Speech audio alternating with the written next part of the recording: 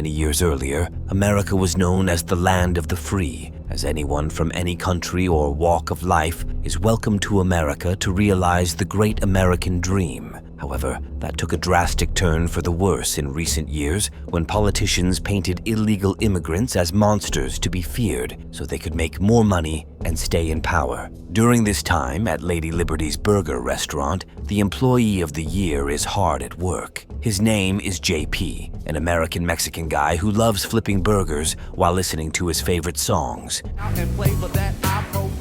Just like SpongeBob, but he has not a care or worry in the world. What's more, he's a nice guy, and his fellow workers love him. When his colleague, Nina, approaches him, she asks him to take her shift at the drive-thru and cover for her while she takes her kids to their nannies. JP is about to clock out and go home, but when Nina says please, JP is guilt-tripped into saying yes, of which Nina is grateful. All right, fine, I'll cover your shift, okay? After all, JP is a nice guy, and he loves helping others. At the drive-thru, two uppity and rich American guys stop by in a fancy car with 2 balls hung on its back. They ask JP for 1 burger cut in half, but JP says sorry since the burger is only sold full as advertised. However, the guy starts bragging about his car, clothes, and how rich he is. He then belittles JP for his job and arrogantly tells him to get their cut-in-half burger done already. However, JP doesn't take an insult like a typical nice guy. He confronts the man about what he has just said, but the guy persists in his arrogance. He throws his money at JP and insults him for being Mexican. This gets on JP's bad side.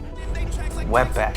Whoa. But he cleverly exposes the cocky customer's racist attitude on the microphone in front of the other drivers waiting in line. This embarrasses the cocky customer that he drives away without taking back the money he arrogantly threw at JP. A moment later, JP's sister Lily drives by with her friends. She delivers the great news and tells him she got accepted into Columbia University. For this reason, Lily tells him to be home at 8 for the celebration party before she says goodbye and makes the loser hand gesture. Even though this is good news, JP is not happy about hearing it.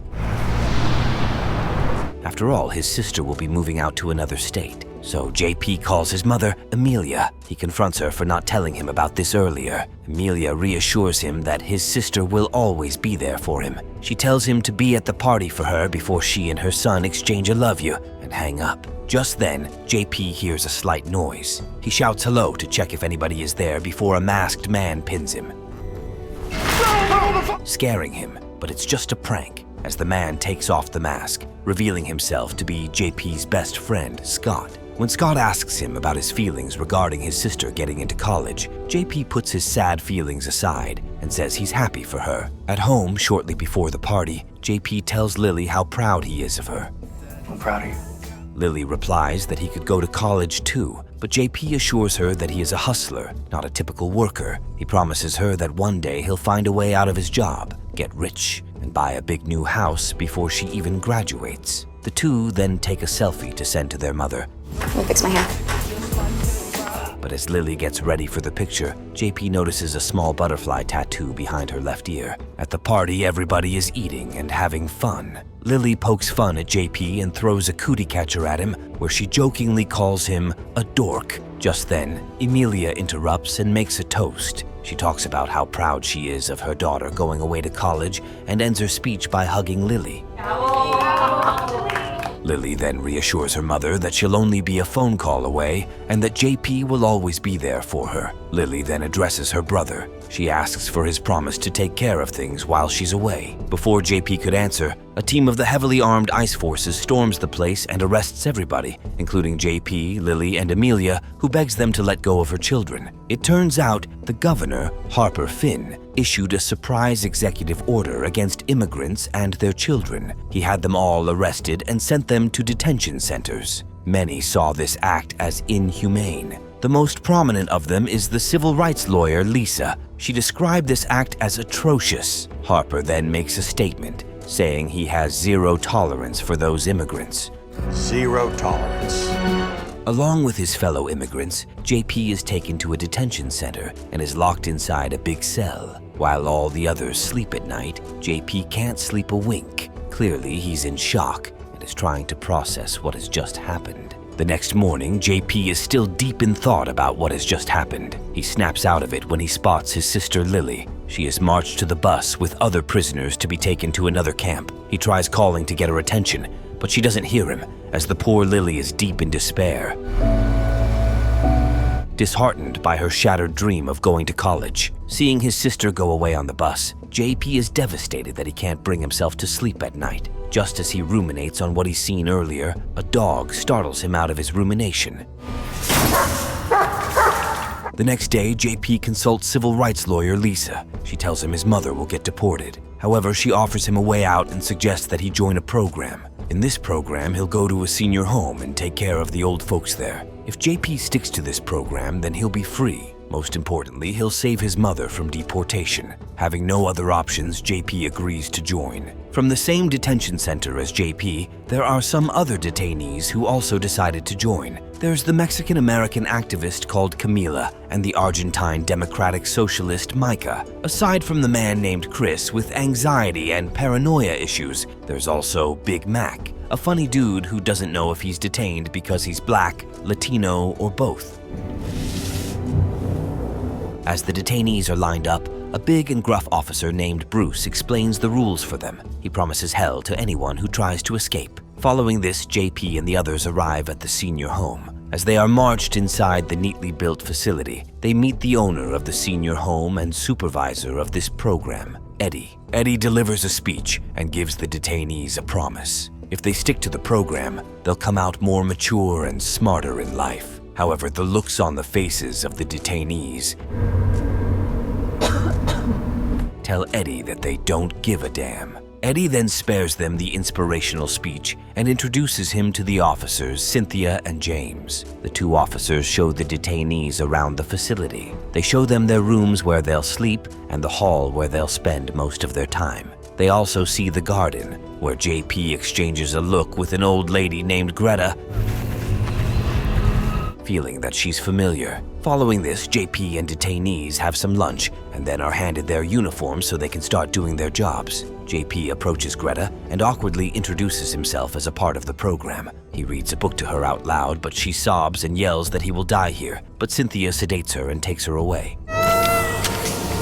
At lunch, the paranoid Chris refuses to eat anything. When asked about it, he points to the window where the guards are and tells the group they're being watched in case they try to escape. Chris then second-guesses himself and says, maybe they're not being watched. When Micah flippantly tells him to give it a try and escape, Chris takes it to heart and tries walking out the cafeteria door. However, the door is locked and the alarm goes just before the guards knock Chris out and drag him away. That night, JP is on his way to his room when he sees a wild owl on the window, blankly staring at him.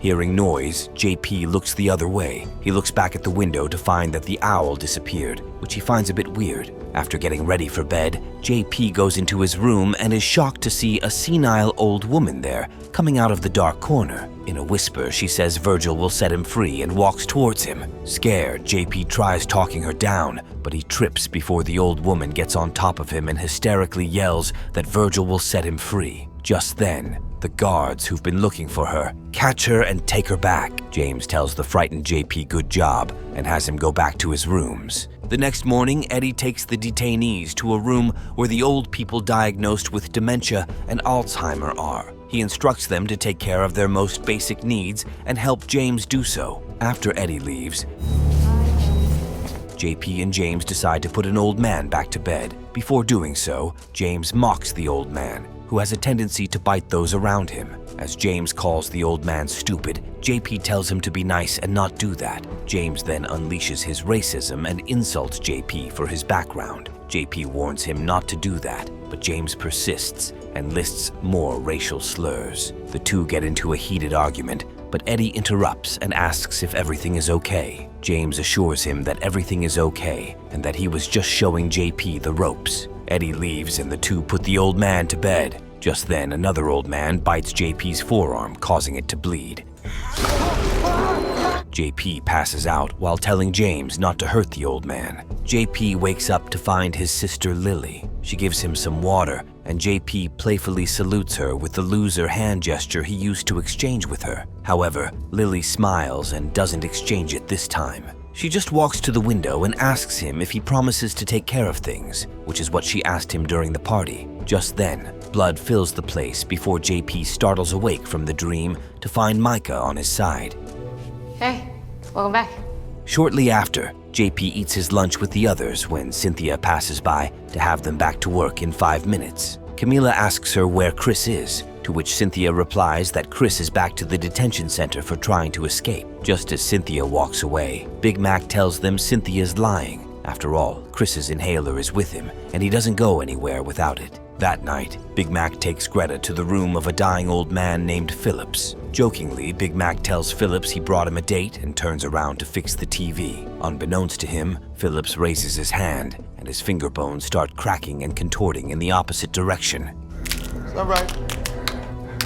That horrifies the Greta. Before Mr. Phillips breathes his last and dies, Big Mac turns around and sees that Phillips is not moving. He checks his breath and is shocked to see the old man is not breathing. As Big Mac asks Greta what has just happened, Phillips abruptly arises from his bed, screeching like a zombie.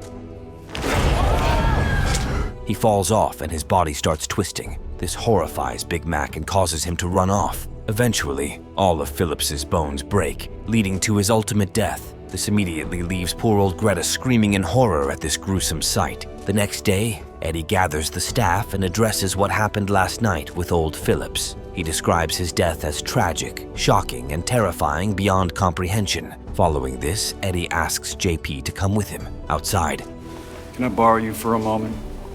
Eddie introduces JP to the owl he saw earlier as Virgil, the gatekeeper of this facility. Given the heated argument earlier between JP and James, Eddie has them promise not to get into a fight and put their differences aside. After all, if the two break their promise and get into a fight, Eddie's business will fall apart. Eddie then asks the two to reconcile and hug it out before he walks away. As James and JP hug, James promises JP that he'll kill him.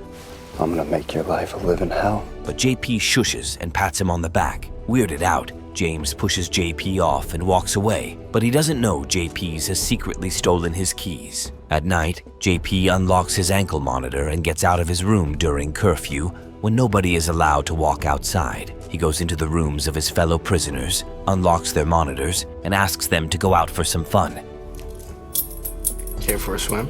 The next day, JP and Big Mac talk about last night and share a laugh about the fun they had breaking the rules. Just then, he spots Greta holding a cootie catcher, exactly the ones his sisters used to make. When JP asks if she knows his sister, Greta firmly grabs his hand. Obviously, she's trying to tell him something, but she struggles to speak. JP can't understand her, but again, Cynthia sedates her and takes her away. JP then talks to his friends about how messed up the old folks here are. What's more, Big Mac mentions that he blacked out last night. Camila agrees and says the same thing happened to her, as she can't recall anything from last night. Just then, JP notices a weird mark on her neck and asks if she was sedated. At this point, the group becomes convinced there's something shady going on in this facility. That night, JP looks at the cootie catcher he took from Greta earlier and reads the word help in it. He sneaks out and goes to the room where Greta's sleeping. Just then, James and Cynthia come in. JP hides under Greta's bed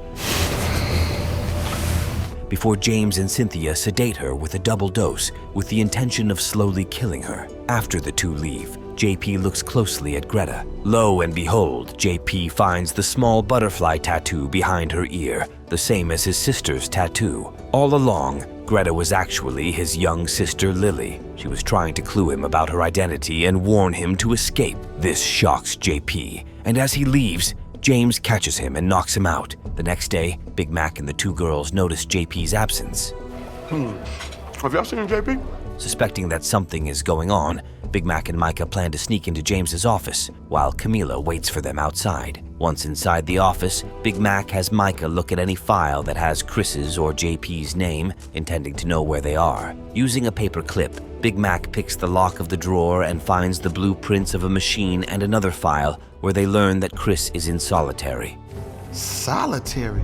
Just then, the two hear that James is coming, so the two take cover. James then has a drink and talks to himself about how his job sucks, weirding out Micah and Big Mac. Once James leaves, the two decide to get out of this office. Meanwhile, JP is in a room with other detainees. Unaware, half of his face is wrinkled and half of his hair is gray. They injected him with something. He asks the guy sitting next to him what is going on, but is terrified to see the other guy's half-old, half-young face. During this time, Big Mac is about to tell Camila what he found out. James interrupts and asks him to climb the ladder to fix the screws of the vent.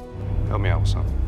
Camila is about to feed an old man in the wheelchair, but he drops the breakfast tray on the floor. Camila is about to pick it up when she notices the old man is not in his wheelchair. A split second later, the old man pulls a surprise attack and tries to stab Cynthia, but is stopped by Bruce, who accidentally pumps into the ladder Big Mac is on. This causes him to fall flat on his back and lose consciousness. At the same time, James is preparing to make JP and the others completely senile and old. However, he receives a call asking for his immediate help. JP looks at Cynthia typing the password for the door and tries to figure out what she's just typed. With nobody around, JP takes advantage and breaks free from his ties to sneak his way out. At a restaurant, Eddie meets up with Governor Harper, who turns out to be his best friend and business partner. They talk about how their burger is selling well.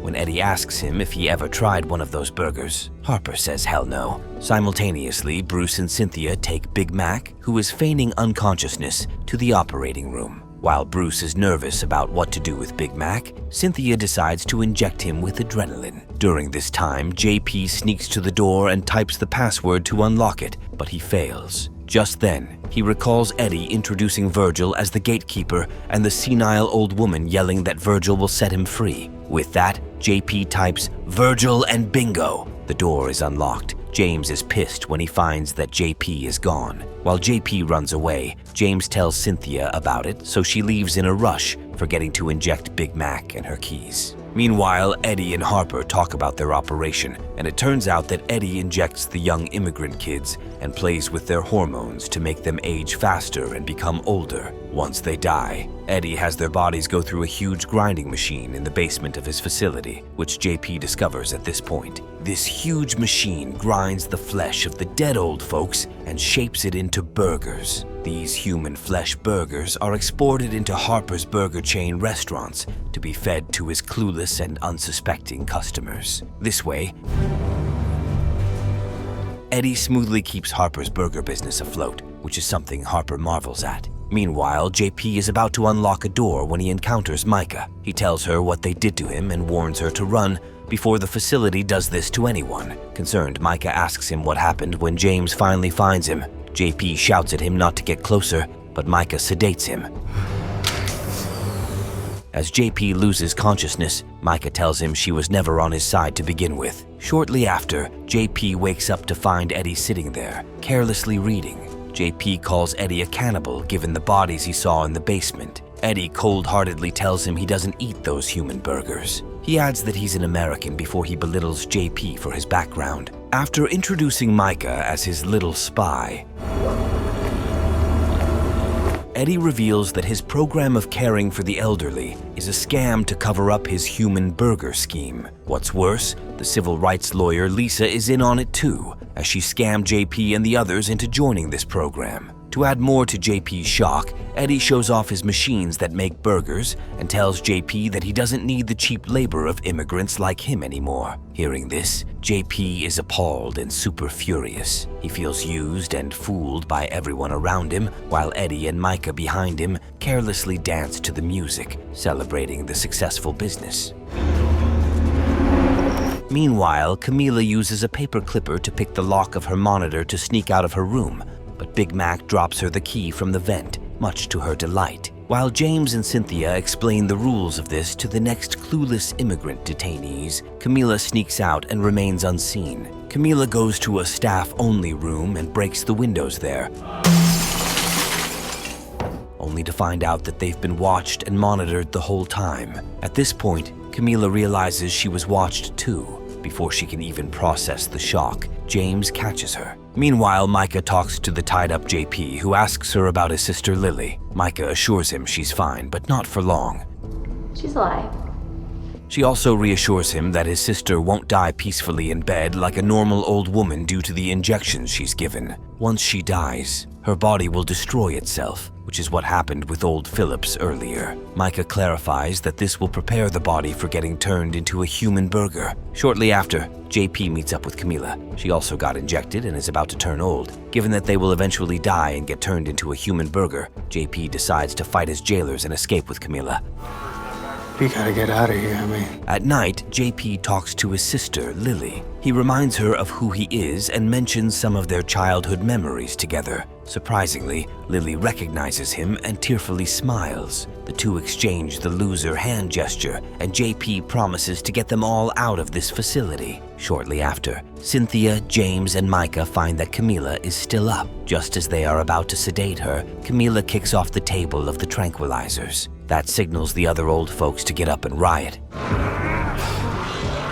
With his 3 jailers surrounded, JP sneaks out, but is chased by Bruce to a private room where JP ambushes him. But Big Bruce easily overpowers him. A rebellion breaks out in the room, and the guards struggle to handle the old folks and enforce order. During this time, Big Mac is crawling through the vent like a black Bruce Willis in a Die Hard movie when he spots Bruce trying to choke JP. Big Mac jumps through the vent and saves JP by suffocating Bruce from behind, killing him. Just then, the alarm sounds. After Big Mac carries JP out of the room, JP finds himself between the army of old people and the guards. As the two armies clash, JP and Big Mac find their way out. They encounter Camila, who's taking Lily out on a wheelchair. James tries attacking JP, but Big Mac saves him and holds off James, allowing JP to make it to the elevator along with Camila and Lily. As he gets there, he looks at James, Cynthia, and Micah getting beat up by the old people they imprisoned. The elevator takes the 3 to the basement, while Big Mac leads the rebellious army of the old folk to victory. Outside, a woman is going out for a run. When she goes to her car, she encounters Big Mac and his army. Mac asks if he can use her phone to call the police, but he ends up scaring the clueless woman away. At the basement, JP finds Chris, old, frail, and locked up. Just then, Eddie viciously attacks JP and knocks him out unconscious. Eddie carries the unconscious JP and puts him on the conveyor belt to turn him into human burgers. However, Camila grabs a wooden plank and knocks out Eddie before she saves JP in the nick of time. Eddie gets up and fights them back when Chris's starts dying and his body starts destroying itself. Lily opens the cell door, allowing Chris to get out and brutally kill Eddie, saving JP in time. As JP escapes with the 2 girls, Eddie ends up on the conveyor belt to get ground by his own machine and shaped into another human burger, which will be eaten by the clueless American customers he fooled. The 3 make it outside. Now they're free. JP and Camila close their eyes and rest on a bench overlooking a peaceful lake. Just then, Big Mac arrives with his army and checks on the 2, but the 2 don't wake up or move at all. That worries Big Mac. JP! At this point, Eddie's and Harper's immigrant flesh burger scheme is exposed, as it's all over the news. For this reason, Harper's human burger chain restaurants are shut down for good. Also, many laboratories are conducting studies and research to reverse what Eddie did to the young immigrants. As for Governor Harper himself, he fled the city to avoid arrest. As for Lisa, she's arrested as an accomplice for scamming JP and the other kids into going into the senior home. What's more, the executive order about the mass arrest of immigrants is canceled, allowing immigrants like Amelia to reunite with her kids. Meanwhile, a worried Big Mac thinks JP and Camila are dead, but as the 2 smile, Big Mac realizes he's been pranked into thinking they're dead. That hilariously blows his mind. Now, with everybody okay, Big Mac helps the 2 up, and they all walk away from this horrible place.